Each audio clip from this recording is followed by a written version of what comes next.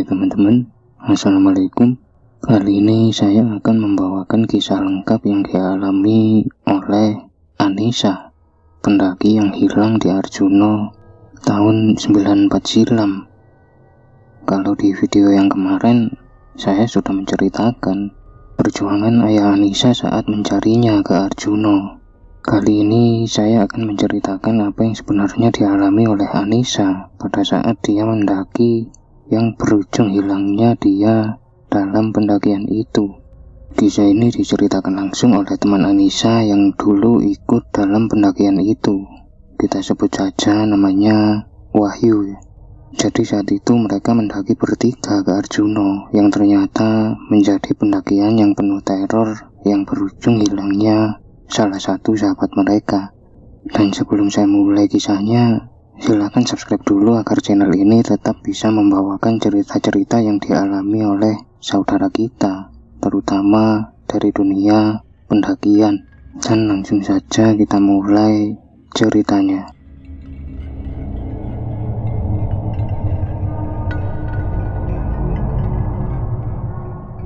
Kisah ini diawali oleh teman Wahyu yang bernama Tio, yang saat itu mengajak Wahyu untuk kembali melakukan pendakian karena mereka sudah cukup lama tidak mendaki. Wahyu pun tanpa pikir panjang mengiyakan ajakan Tio, yang kemudian mereka pergi ke kantin kampus untuk merencanakan pendakian mereka, yang akhirnya mereka sepakat untuk memilih Gunung Arjuna untuk pendakiannya kali ini. Gak berapa lama, Anissa lewat dan bergabung dengan mereka untuk makan. Mendengar obrolan mereka, Anissa ini penasaran dan tanya gitu, emang gimana rasanya naik gunung? Wahyu menjawab, kamu gak bakal tahu kalau kamu belum coba sendiri. Di luar dugaan, Anissa tahu-tahu bilang kalau dia mau ikut. Wahyu tanya, apa Anissa ini yakin karena medan cukup berat, ditambah lagi harus membawa beban alat dan logistik. Tapi Anissa yang terlanjur penasaran tetap bersikeras untuk ikut, yang membuat Wahyu dan Tio mengalah dan mengizinkan dia untuk ikut ya. Saat itu karena Wahyu tahu Anissa ini bukan dari kalangan orang mampu, akhirnya dia memutuskan untuk meminjamkan alat dari temannya dan membiayai seluruh keperluan Anissa untuk pendakiannya. Dan mereka pun segera menentukan hari kapan mereka akan berangkat. Tanggal 7 November tahun 94 pagi. Saat itu mereka berkumpul di rumah Wahyu untuk mempersiapkan semua. Mereka harus berjalan kaki cukup jauh untuk ke jalan raya. Maklum saat itu transportasi umum masih sangat terbatas. Yang kemudian mereka naik bus dan juga menumpang truk sayur untuk menuju ke Purwosari. Wahyu bilang saat itu jalur Purwosari memang sedang banyak dibicarakan, tapi masih sangat jarang pendaki yang lewat jalur itu. Kebanyakan hanya seperti pelaku-pelaku spiritual yang ke situ. Disitulah kenapa Tio dan Wahyu tertarik untuk mencoba jalur itu. Sementara Anissa hanya ikut-ikut aja karena memang dia sama sekali nggak ngerti yang kayak gitu. Singkat cerita, karena perjalanan yang lambat, mereka baru sampai di Purwosari sekitar jam 6 sore atau habis maghrib. Wahyu sempat mencari lokasi pos perizinan, tapi dia nggak berhasil menemukannya. Saat itu ada seorang bapak-bapak yang baru turun. Pak, pos perizinannya sebelah mana ya? Ya nggak tahu dek, bapak ini cuma ziarah, pulang pergi ya gini aja, nggak pernah izin siapa-siapa, kayak gitu. Saat itu Wahyu mikir, mungkin emang udah tutup, atau jangan-jangan memang masih belum ada aja pos perizinan. Mereka pun akhirnya makan-makan dulu saat itu, sambil istirahat dan berencana memulai pendakian sekitar jam 9 malam. Pada saat mereka makan, datang lagi dua orang pendaki asal kota es, yang kemudian bergabung dengan mereka. Mereka kemudian saling berkenalan. Sebut saja dua pendaki ini, Galuh dan Putra. Singkat cerita, setelah ngobrol banyak, mereka akhirnya sepakat untuk mendaki bareng, biar lebih rame, sekalian nambah temen. Saat itu tiba-tiba Anissa menyeret Wahyu agak menjauh dari mereka gitu. Anissa bilang, "Yuk, ngapain sih ngajak bareng? Perasaanku gak enak soal mereka berdua." Wahyu pun menjawab, Emang kenapa, Nis? Mereka kayak orang baik-baik, dan lagian mereka juga sama-sama pendaki kayak kita. Pasti mereka udah tahu lah kalau pendaki nggak boleh aneh-aneh. Akhirnya Anissa pun mengalah, walau dengan muka yang agak cemberut. Sekitar jam 9:15, mereka pun mulai berangkat. Tio ada di depan sebagai leader, Anissa di barisan kedua, Wahyu di barisan ketiga, kemudian disusul Galuh dan Putra. Mereka mulai jalan menyusuri desa Tambak Watu dan melewati perkebunan kopi milik warga sekitar. Saat itu mereka berulang kali tersesat karena jalur itu ternyata terdapat banyak sekali persimpangan. Sampai kira-kira hampir setengah 11 malam mereka akhirnya menemukan jalur menanjak yang menuju pintu atau perbatasan hutan. Mereka pun senang akhirnya menemukan jalur yang benar. Tapi ternyata tidak dengan Anissa, karena saat itu Anissa melihat ada sosok wanita yang memakai semacam pakaian adat Jawa. Rambutnya disanggul, sedang berdiri di tengah-tengah pintu hutan. Anissa tahu benar itu bukan manusia, karena sepertinya teman-temannya ini nggak ada yang melihat. Ketika makin dekat, Anissa mulai mencium bau wangi yang segar. Tapi itu justru membuat Anissa makin takut karena sosok wanita ini terus-menerus menatap Anissa. Sampai akhirnya Anissa mendengar semacam suara bisikan yang cukup jelas. "Jangan naik." Bisikan itu seakan-akan memperingatkan Anissa, dan gak lama sosok ini pun tahu-tahu menghilang disertai hujan yang secara tiba-tiba turun dengan sangat deras. Mereka pun lari menuju salah satu gubuk yang ada di tepi kebun untuk berteduh dan memakai mantel. Saat itu Anissa bilang ke Wahyu soal apa yang dia lihat dan bisikan yang dia dengar. Wahyu sempat mikir sebentar dan minta Anissa untuk nggak bilang itu ke siapa-siapa. Dan Wahyu berusaha meyakinkan Anissa kalau itu nggak apa-apa, udah wajar di gunung ada gangguan. Dan Anissa diminta untuk tidak terlalu mikirin itu. Setelah hampir 3 jam mereka menunggu, ternyata hujan gak kunjung reda. Tio pun ngajak teman-temannya untuk lanjut aja karena mereka sudah sangat kelamaan nunggu. Mereka semua pun sepakat untuk lanjut jalan. Mereka mulai jalan menembus hutan dalam kondisi hujan deras. Anehnya, baru sekitar 5 menit jalan, tahu-tahu hujan tiba-tiba reda. Dan trek jalur yang ada di depan mereka benar-benar kering, seakan hujannya ini hanya sebatas area pintu hutan. Mereka pun lanjut lagi jalan sampai mereka tiba di semacam makam kuno. Entah kenapa, di sepanjang jalan, Anissa ngerasa dia diawasi. Seperti ada banyak titik-titik mata yang samar-samar terlihat. Dan saat sampai di makam itu, laki-laki Anissa melihat sosok wanita bersanggul yang tadi berdiri di pintu hutan. Wanita itu sedang duduk di samping makam kuno itu. Anissa pun mengalihkan pandangan, tapi entah bagaimana Anissa tahu sosok wanita ini sedang memperhatikan dia. Dan anehnya lagi, untuk kedua kalinya laki-laki turun hujan secara tiba-tiba. Anissa mulai mikir, sepertinya memang dia nggak boleh naik. Yang akhirnya saat mereka istirahat, laki-laki Anissa menceritakan itu semua ke Wahyu. Di sini Wahyu sepertinya sudah mulai mempercayai Anissa, karena dia juga merasa hujannya ini benar-benar aneh. Tahu-tahu hujan, tapi begitu mereka jalan, hujannya nggak ada. Tiba-tiba udah terang gitu aja. Dan trek di depan mereka selalu kering, tidak ada bekas hujan ataupun basah. Wahyu juga melihat muka Anissa ini makin lama makin terlihat pucat. Tapi begitu dia periksa, Anissa benar-benar baik-baik aja. Mereka pun terus jalan saat itu. Sampai tiba-tiba Tio ini berhenti karena ada batu besar yang menghalangi jalur. Tio mikir mungkin batu itu baru saja jatuh dari atas dan mulai menebas semak-semak untuk membuat jalur baru melewati batu itu. Tapi ternyata apa yang dilihat Tio berbeda dengan yang dilihat Anissa. Karena saat itu Anissa tiba-tiba berbalik dan memeluk Wahyu. Saat itu Anissa bilang, "Itu bukan batu, Yu, itu kepala." Kepala dari sosok hitam penuh bulu, matanya merah dan berambut panjang. Wahyu berusaha menenangkan Anissa dan menuntunnya melewati batu itu. Sejak saat itu, sebenarnya sudah berulang kali Anissa ini mengajak Wahyu untuk pulang karena dia bilang kayaknya emang dia nggak boleh ikut naik.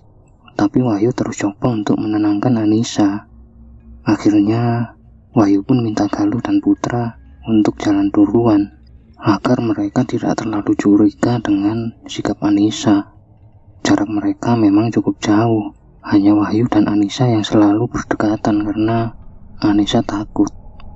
Sejak saat itu Wahyu bilang, setiap mereka istirahat, Anissa selalu bilang pasti ada sosok wanita bersanggul itu lagi yang seolah-olah mengikuti Anissa sejak awal pendakian mereka.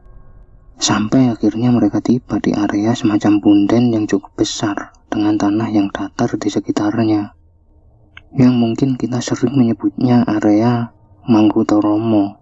Saat itu memang Wahyu dan yang lain ini belum mengetahui nama-nama pos yang mereka lewati, karena di tahun-tahun itu memang sangat berbeda dengan sekarang gitu.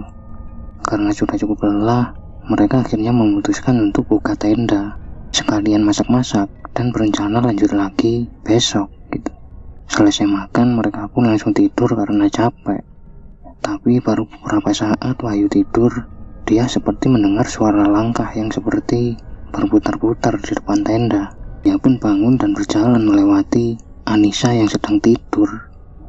Tapi saat Wahyu buka tenda, Wahyu benar-benar kaget karena ternyata yang ada di depan adalah Anissa yang terlihat berjalan ke sana kemari seperti dalam keadaan bingung. Spontan Wahyu langsung kembali menoleh ke dalam. Ternyata Anissa yang baru saja dia lihat sedang tidur, tahu-tahu sudah nggak ada. Wahyu sempat keheranan dengan apa yang dia alami. Tapi akhirnya Wahyu menghampiri Anissa di luar dan tanya gitu, kok nggak tidur Nis? Kenapa? Saat itu Anissa bilang kalau pikirannya nggak bisa tenang. Entah kenapa, dia merasa diikuti oleh sosok wanita bersanggul tadi gitu. Ditambah lagi, seperti ada banyak sekali makhluk-makhluk yang mengawasi Anissa. Semuanya seolah melarang Anissa untuk melanjutkan pendakian.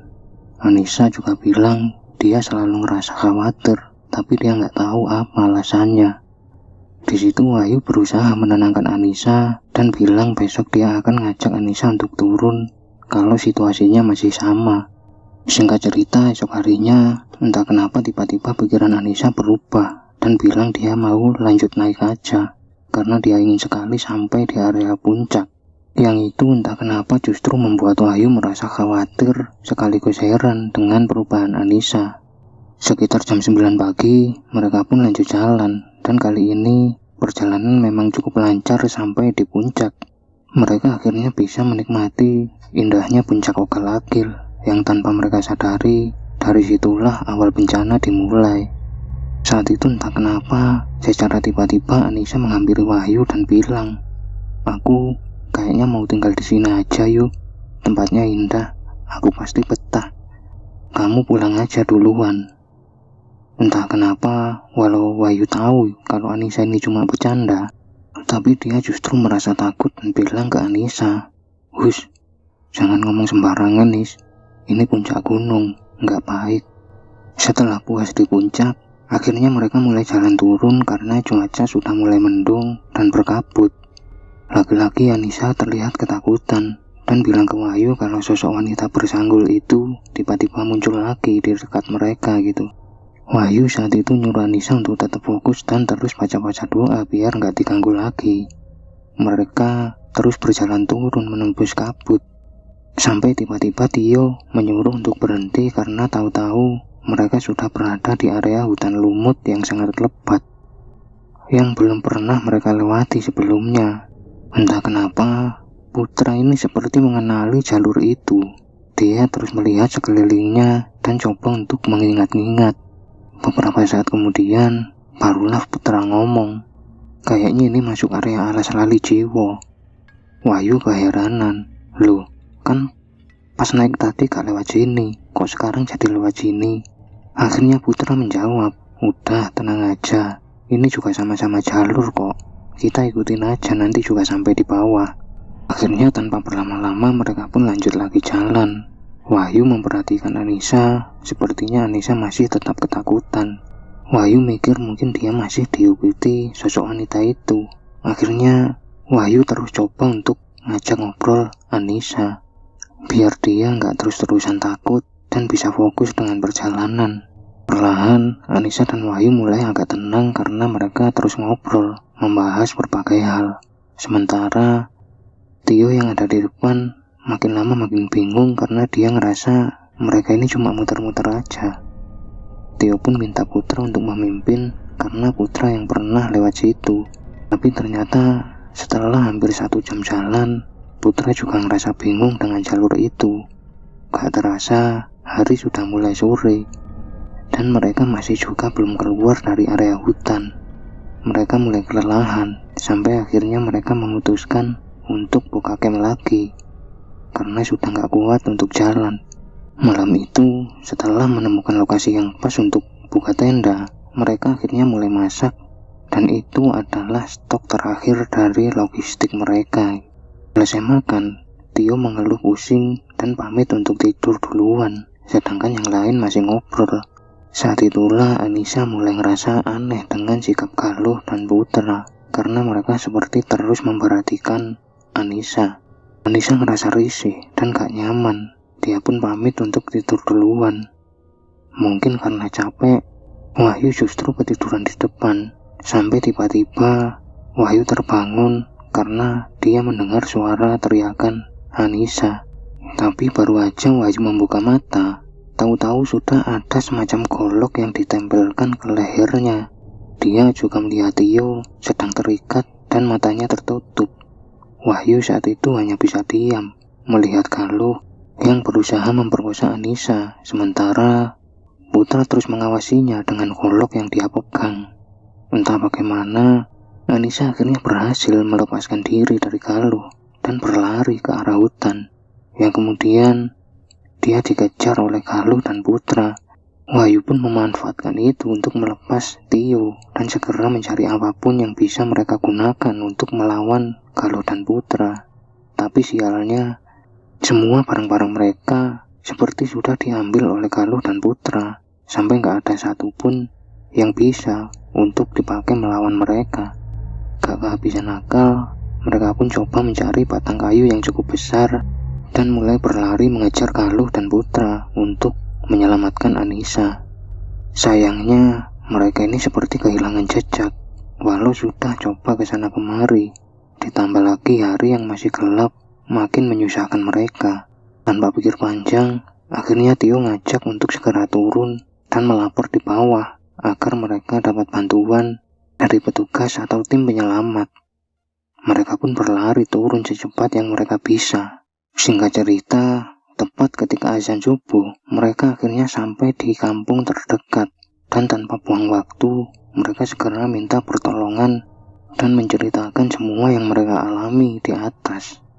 Beberapa warga akhirnya membantu mengantar mereka ke base camp, dan sekitar jam 6 pagi, sudah cukup banyak relawan yang mulai jalan naik untuk melakukan pencarian. Ada juga beberapa anggota kepolisian yang ikut naik untuk menangkap Galuh dan Putra. Sementara Wahyu akhirnya buru-buru pulang untuk meminta bantuan Aisyah untuk pergi ke desa tempat orang tua Anissa berada dan mengabarkan apa yang terjadi ke keluarga Anissa gitu. Setelah 3 hari berlalu, pencarian belum juga menemukan hasil. Sampai tiba-tiba sore harinya, salah satu kelompok tim pencari menemukan keberadaan Galuh dan Putra. Yang anehnya, mereka ditemukan dalam keadaan telanjang dan histeris ketakutan, sampai mereka dibawa ke bawah dalam keadaan terikat. Keadaan mereka pun tak berubah sama sekali. Wahyu saat itu akhirnya kembali ke base camp di hari keempat, saat dia sudah agak baikan, dan di situ akhirnya Wahyu bertemu dengan Pak Tomo, ayah Anissa, dan menceritakan semua. Wahyu benar-benar menyesal karena mengizinkan Anissa untuk ikut mendaki, dan sampai hari terakhir pencarian Anissa, akhirnya dia nggak bisa ditemukan dan dinyatakan hilang. Sejak saat itu, Wahyu sudah nggak pernah lagi berkecimpung di dunia pendakian Karena tiap dia melihat gunung, pasti dia selalu teringat dengan Anissa, sahabatnya yang hilang dan belum juga ditemukan. 27 tahun berlalu sejak saat itu, Wahyu ternyata justru mendapat jawaban dari Pak Tomo, ayah Anissa, yang selama ini menutupi kejadian yang sebenarnya menimpa Anissa gitu, yang sudah saya ceritakan di video sebelumnya. Karena selama ini yang diketahui Wahyu hanya Anissa ini hilang, nggak ditemukan. Sementara kalau Dan Putra ditemukan dalam keadaan setengah gila. Itu aja. Dia nggak tahu apa yang sebenarnya menimpa Anissa gitu. Wahyu juga kaget ketika mengetahui apa yang sebenarnya terjadi dengan Anissa dari Pak Tomo ini. Jujur, saat saya dengar cerita dari Bapak Wahyu ini, entah kenapa saya bisa merasakan penyesalan dari beliau itu. Bahkan beberapa kali Pak Wahyu harus menghentikan ceritanya karena dia nggak kuat menahan tangis. Hanya karena niat jahat dari seorang ayah harus kehilangan putrinya, dan seorang teman yang harus kehilangan sahabatnya. Saya juga yakin perasaan bersalah dari Pak Wahyu ini jauh lebih besar dari yang terlihat. Apalagi setelah dia mengetahui apa yang dialami oleh Pak Tomo saat mereka bertemu. Dan kali ini saya akan menyampaikan pesan dari Bapak Wahyu untuk Anissa dimanapun dia berada. Maafin aku, Nis. Aku sudah gagal menjagamu.